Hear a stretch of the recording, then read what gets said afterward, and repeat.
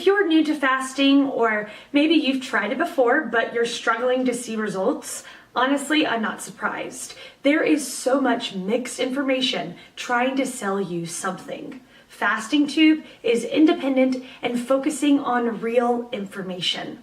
Let's get started with today's video. The question, is fasting actually good for you? Did you read my fasting article over at Lifebox? Diet?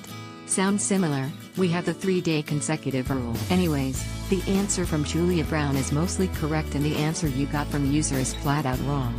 Sorry, Chester. I'll sprinkle links below to the clinical trials you seem to have missed. All of the things you mentioned are true. It does detox your body in a way, but Eric Bjork correctly points out in the comments that detox is a buzzword.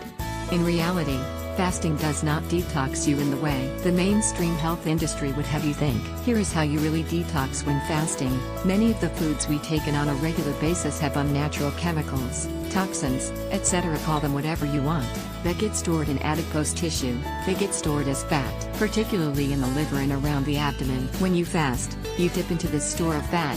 Fat is literally the body's way of storing energy, to burn for energy. When you burn this fat, however, the stored byproducts of your diet, the toxins that aren't great, are released into the bloodstream as well and must be cleansed by the liver and kidneys. When this cleansing is taking place, you most likely feel a little crappy. This is one small aspect of the phenomenon called keto food that is often experienced the first 23 days of fasting or while transitioning to a ketogenic diet. Now, to answer some of your other questions, yes, fasting can boost the basal metabolic rate, BMR, or the amount of energy you burn daily, by up to 14%. That is a lot. You can read the study here. Over time, if you fast often on several times a year, you can radically restructure your metabolism. I already addressed part of the immune system effects of fasting above, but studies have also shown that fasting kicks up production of white blood cells, known aids to the immune system. It flips a switch for stem cells that aid in regenerative processes, and fasting drastically reduces the level of some biomarkers associated with cancer risk.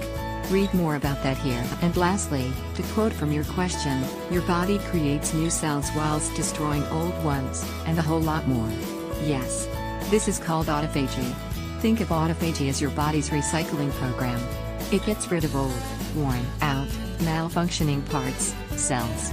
Autophagy is good. Read more than you ever wanted to know about all this here. Hope all this helps. As always, if you have more questions, I am on Quora every day. For more answers, or a full guideline on fasting, check out the links in the description below.